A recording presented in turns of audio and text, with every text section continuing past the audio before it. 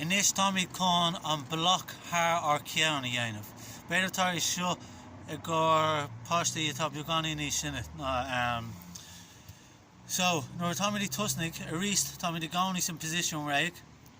nuair tar an léród ag teacht caithfidh tú do corpa all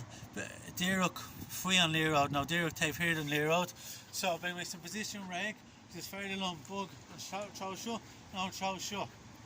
Nuair a chuirm an léród tá ó gánaí beidh mar siúil ar an léród ní riamh tógadh mar siúil as an léród agus beidh mo cumán nuair chuirm mo cumán siús chun Bloc an léród beidh mo lá bailach síos an cumán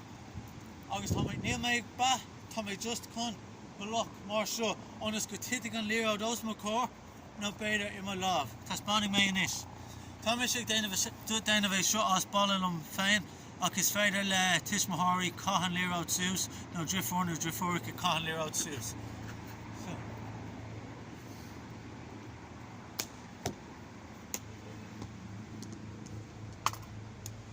Or bhain eile